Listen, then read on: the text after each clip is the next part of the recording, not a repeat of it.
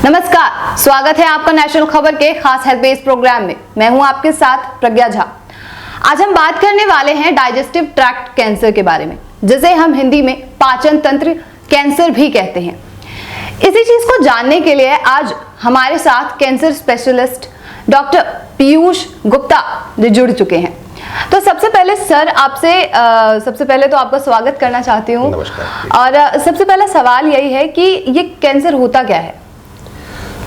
ये बहुत अच्छा सवाल आपने पूछा। सबसे पहले मैं इसका जवाब हर इंटरव्यू में देता हूँ कि कैंसर शरीर के किसी भी हिस्से में किसी भी अंग की किसी भी कोशिका की एक अनकंट्रोल्ड ग्रोथ है। नॉर्मली हमारे शरीर में जितना टिश्यू बनता है उतना ही टिश्यू मरता रहता है और ये बैलेंस बना रहता है। लेकिन कभी कभी शरीर के किसी भाग में शरीर का कोई भी टिश्यू इस बैलेंस को मानने से इनकार कर देता है और अनकंट्रोल्ड ग्रो करता रहता है। उसके अनकंट्रोल्ड ग्रो करने से वो आसपास के टिश्यू को नष्ट करके उसकी जगह लेता रहता है और वहाँ से टूट के ब्लड के साथ लिम्फ नोड के फ्लो के साथ दूसरी जगह जाकर डिपॉजिट हो जाता है। तो इस तरीके से शरीर में बाकी सब चीज़ों की ग्रोथ छूट के सिर्फ ये कैंसर ही ग्रो करता रहता है। तो इस अनकंट्रोल्ड ग्रोथ को हम लोग कैंसर कहते हैं। सर मतलब कुछ लोगों को लगता है कि हमारा जो पाचन तंत्र है उसमें पेट आता है, एक लार्ज इंटेस्टाइन वगैरह आती है, तो हम इसमें किन किन अंगों को गिने?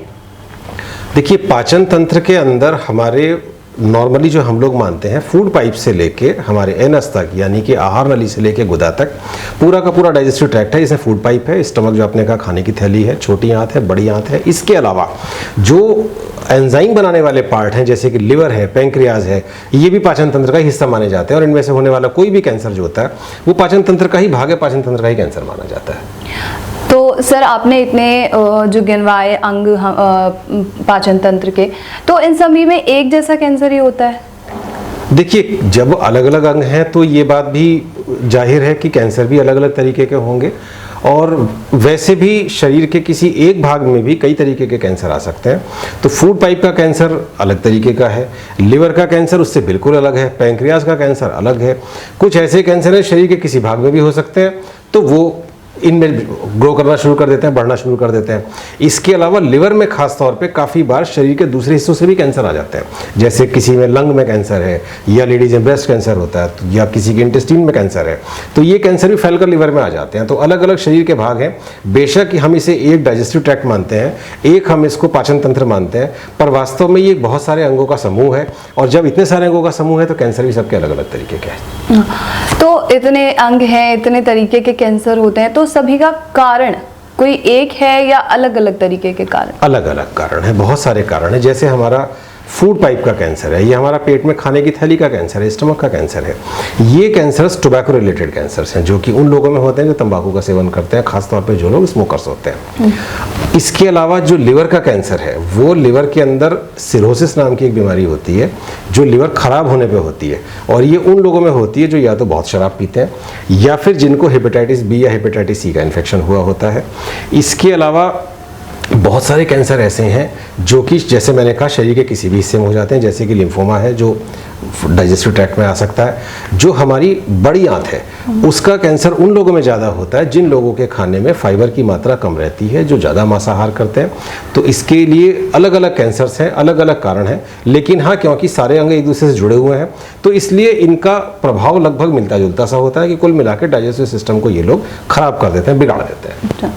सर कभी कभी ऐसा होता है कि कैंसर एक ऐसी बीमारी है जहाँ पर लोगों को पता नहीं चलता कि उन्हें कैंसर हो चुका है। काफ़ी लास्ट स्टेज में जाके लोगों को ये बात पता लगती है कि उन्हें कैंसर हो चुका है, किसी भी तरीके का कैंसर हो। तो इसके कोई ऐसे लक्षण जो शुरुआत से ही दिखने शुरू हो जाए? ये थोड़ा सा दुर्भाग्य की बात है कि हमारे जो पाचन तंत्र के कैंसर हैं वो बाहर से दिखाई नहीं देते हैं। जिन लोगों को तंबाकू के कारण मुंह में कैंसर होता है वो हमारे पास आते हैं, मुंह खोल के कहते हैं देखिए इसके अंदर हमें कुछ दिखाई दे रहा है। लेडीज़ के ब्रेस्ट में कैंसर होता है, वो भागी हुई आती है हमारी ब्रेस्ट में गांठ है, इसको देखिए इसमें क्या है। लेकिन क्योंकि पाचन तंत्र पेट के अंदर एक बंद डिब्बे के अंदर, एक बंद कमरे के अंदर है, तो बाहर से कुछ नहीं दिखाई देता है। तो मरीज तभी आता है जब उसे कोई परेशानी होती है। ये परेशानी किस तरह की हो सकती है? तो हम ऊपर से शुरू करते हैं। अगर हम फूड पाइप की बात करें तो फूड पाइप के कैंसर्स का जो जनरली प्रेजेंटिंग फीचर होता है, जिस तरीके से वो लोग आते हैं उनको खाना सटकने में दिक्कत आती है। वो कहते हैं साहब भूख तो लगती है लेकिन जब खाना खाते हैं तो वो अटक जाता है, अटक के जाता है और काफ़ी दिन बाद ऐसी स्थिति भी आ जाती है कि मरीज थूक भी नहीं सटक पाते हैं। हाथ में एक वो कई बार कटोरा लेके आते हैं, मग लेके आते हैं जिसमें वो अपने मुंह का सलाइवा थूकते रहते हैं, उसको भी नहीं सटक पा रहे हैं। इसके नीचे चलते हैं हमारे स्टमक का कैंसर है। स्टमक के कैंसर के अंदर फिर से रुकावट के सिम्टम्स आते हैं कि खाना खाया और खाने के कुछ देर बाद उल्टी हो गई।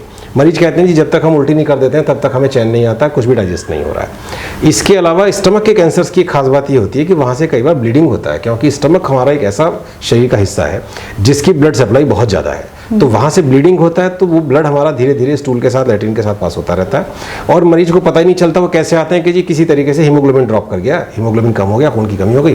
क्यों हो गई पता नहीं चला। जब उनको इन्वेस्टिगेट किया जाता है तो पता चलता है कि हाँ उनके स्टमक के अंदर कैंसर है। इसके नीचे चलते हैं इस इंटेस्टीन के अंदर। इंटेस्टीन में फिर वही इंटेस्टीन क्या है, एक लंबी ट्यूब है जिसके अंदर फूड पास होगा और डाइजेस्ट होगा, एब्जॉर्ब होगा। तो उस फूड पाइप के अंदर, उस नॉट फूड पाइप, जो फूड का जो पाइप इंटेस्टीन है, उस इंटेस्टीन के अंदर अगर कहीं पे भी कैंसर बनेगा तो उस रास्ते को रोकेगा। इससे क्या होता है कि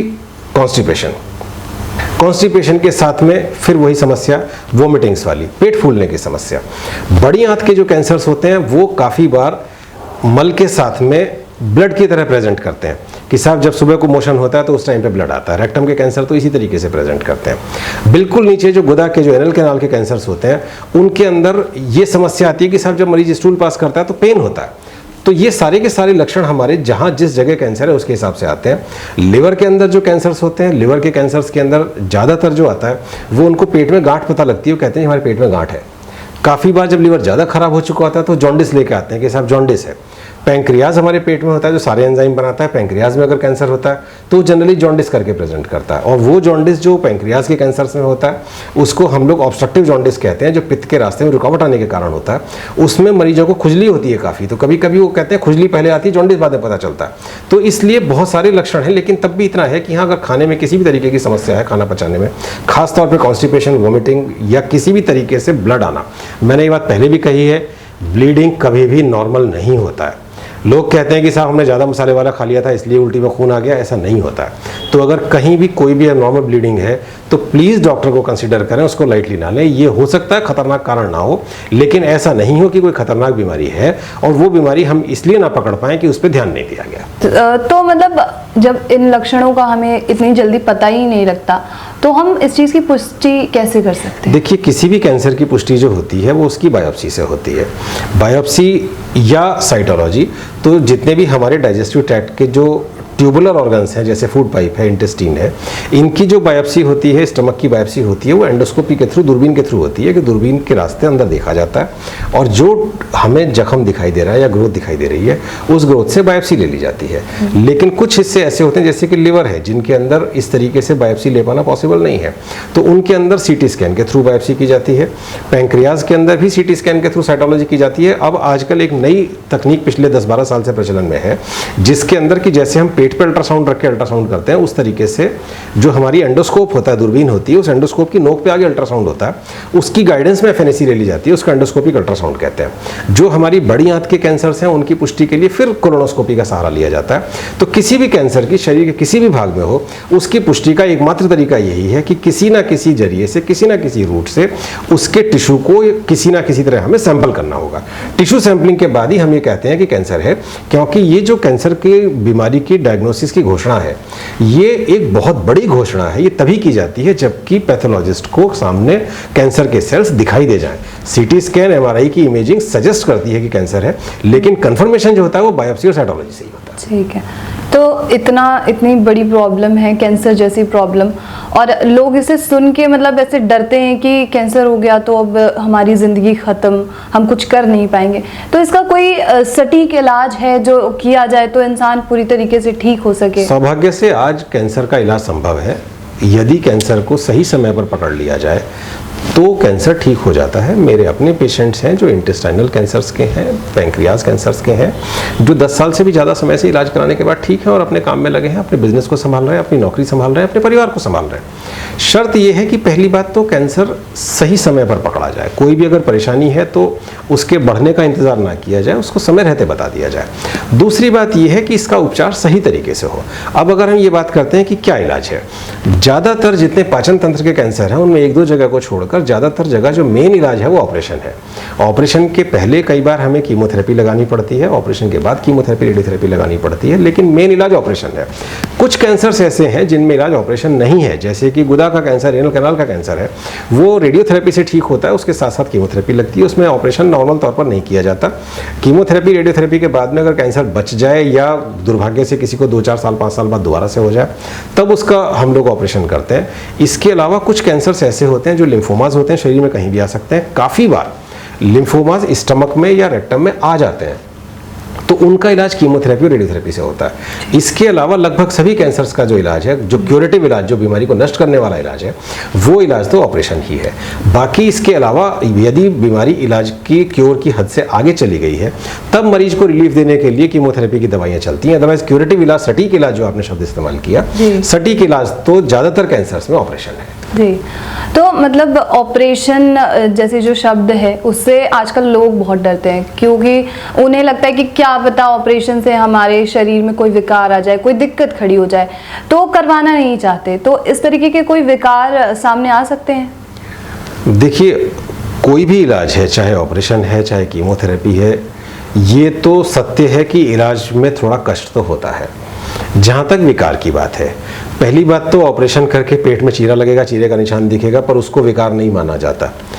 विकार कुछ कंडीशंस में आता है, जैसे कि जो रेक्टम के कैंसर्स होते हैं या इंटेस्टाइन में और जगह के कैंसर्स होते हैं, उनमें काफ़ी बार हमें मल के लिए रास्ता पेट पर बनाना पड़ता है, आंत को बाहर रास्ता देना पड़ता है, उसके अंदर बैग लगा दिया जाता है जिसमें कि हमारा मल वहाँ से निकलता है, पैखाना उधर से होता है। तो उसको लेकर मरीज काफ़ी परेशान हो जाते हैं। मतलब मुझसे मरीजों ने कहा जी मैं तो ना रोज़े के लिए बचूंगा ना नमाज के लिए बचूंगा, तो ऐसे कैसे काम चलेगा। लेकिन आजकल इतने अच्छे किस्म के जो बैग्स हैं वो आते हैं कि उनमें ना तो कोई गंदगी होती है, ना उनमें ओडर फिल्टर्स होते हैं, तो ओडर फिल्टर्स की वजह से बाहर किसी तरह की दुर्गंध भी नहीं आती है।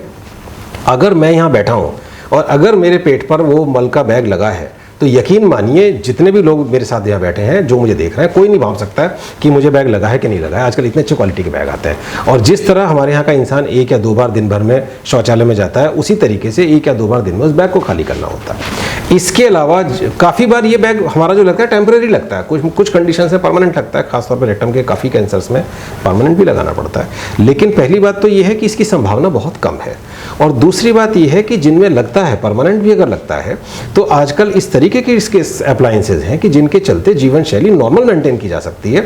मेरे अपने ऐसे मरीज हैं जो कि सीनियर हाईकोर्ट के वकील हैं, इस ऑपरेशन को करा चुके हैं और 10 साल से हाईकोर्ट में प्रैक्टिस कर रहे हैं और धुरंधर वकीलों में आते हैं। तो इसकी वजह से जीवन रुकता नहीं है, और जो भी कुछ परेशानी है उस परेशानी से आगे चलते हैं हम, तो हमें आगे का रास्ता दिखाई देता है। ऑपरेशन कराने से मतलब कैंसर दवाई जैसी चीज़ों से तो ठीक बहुत कम ही देखा जाता है, तो ऑपरेशन कराने से क्या इंसान पूरी तरीके से ठीक हो जाता है? ऑपरेशन कराने में कोशिश यही रहती है कि बीमारी पूरी तरह से निकाल दी जाए, क्योंकि यदि बीमारी पूरी तरह से नहीं निकल पाती है तो उसको ऑपरेशन की विफलता माना जाता है। लेकिन इतना जरूर है कि सिर्फ ऑपरेशन ज़्यादातर मामलों में ठीक नहीं कर पाता, क्योंकि ऑपरेशन के बाद इस बीमारी की प्रवृत्ति होती है कि दोबारा आ सकती है। तो उस दोबारा आने से रोकने के लिए कीमोथेरेपी के इंजेक्शन और रेडियोथेरेपी की सिकाई लगाई जाती है, जो कि बीमारी की प्रकृति, किस टाइप का कैंसर है और उसकी अवस्था, किस स्टेज का कैंसर है, उस पर डिपेंड करती है। बिल्कुल अर्ली स्टेज कैंसर है तो हो सकता है कि उसके अंदर आगे कुछ भी ना करना पड़े, सिर्फ ऑपरेशन से ठीक हो जाए। थोड़ा सा एडवांस्ड कैंसर है तो उसके अंदर हमें कीमोथेरेपी, रेडियोथेरेपी का इलाज करना पड़ेगा। और ये बात मैं बार बार कहता हूँ कि ऑपरेशन के बाद मरीज ये ना समझें कि अब बीमारी निकल गई तो अब हमारा खतरा टल गया। ये सही है कि बीमारी निकल गई है, लेकिन खतरा हो सकता है कि अभी भी सर पे मंडरा रहा हो। उस खतरे को मिनिमाइज करने के लिए जो आगे का इलाज सजेस्ट किया जाए, उस इलाज को पूरा किया जाए। आपने एक शब्द यूज़ किया था कि मतलब खाना, मसालेदार खाना खाने से ये सारी चीज़ें, तो डाइट हम ऐसी कैसे लें जो कैंसर से बच सके? कैंसर से बचने के लिए मैंने पहले भी कई बार कहा है कि जो हमारा पुराना जो परंपरागत खाना है, सादा जीवन उच्च विचार, वो जनरली हमें ऐसी खतरनाक बीमारियों से दूर रखता है। लेकिन तब भी जो स्पेसिफिक फैक्टर्स हैं, स्पेसिफिक फैक्टर्स में डाइट के फैक्टर्स के अंदर जो स्पाइसी खाना है, बहुत स्पाइसी खाना है, वो स्टमक के कैंसर को बढ़ावा देता है। इसी वजह से हमारे देश के जो दक्षिणी भाग है उसके अंदर स्टमक के कैंसर अपेक्षाकृत ज़्यादा होते हैं, क्योंकि वहाँ पे खाना थोड़ा सा स्पाइसी होता है। इसके अलावा जैसे मैंने आपसे बताया कि तंबाकू किसी भी रूप में हानिकारक है। वो दिल को भी नुकसान देता है, फेफड़ों को भी खराब करता है, कैंसर मुंह में भी करता है, फेफड़ों में भी करता है, हमारे फूड पाइप का कैंसर करता है, हमारे स्टमक का कैंसर करता है। तो इससे बचा जाए। शराब का सेवन यदि कोई ज़्यादा करता है तो शराब हमारे लिवर को ख़राब कर देती है और उस खराबी की वजह से वो बाद में कैंसर का रूप ले लेती है, सिरोसिस बनती है। सिरोसिस के चलते हमारा आगे कैंसर बनता है। जो हमारे आंत के कैंसर्स होते हैं उनके रिस्क को फाइबर रिच डाइट से कम किया जा सकता है। तो मैदा का सेवन कम किया जाए, इसकी जगह पे होल व्हीट का सेवन किया जाए, मांसाहार कम किया जाए और फ्रूट्स, फ्रेश फ्रूट्स अगर हम ज़्यादा लेते हैं तो फाइबर की मात्रा अच्छी होती है। तो इस तरह की डाइट से हमारे कैंसर के रिस्क को कम किया जा सकता है। तो मतलब कोई ऐसा तरीका, सटीक तरीका जिससे कि इस कैंसर जैसी बीमारी से बचा जा सके? बचने के लिए एक तो मैंने यही कहा कि हाँ, हमारी डाइट का प्रिकॉशन है। पाचन तंत्र के कैंसर की बात करें तो जो हमारे लिवर के कैंसर हैं, जैसा मैंने कहा कि वो हेपेटाइटिस के कारण होते हैं, तो आजकल हेपेटाइटिस की बड़ी अच्छी वैक्सीन्स आ गई हैं जो मेरे हिसाब से सबको लगनी चाहिए। अब तो लगने भी लगी हैं, बच्चों को भी लगा दी जाती हैं। जिनको नहीं लगी हैं वो ध्यान रखें कि हेपेटाइटिस की वैक्सीन लगवाएं। कोई भी ये ना समझे कि ये बीमारी मुझे नहीं हो सकती है, हेपेटाइटिस किसी को भी हो सकती है और जिसको हेपेटाइटिस होती है उनमें से किसी को भी ये कैंसर का रूप ले सकती है।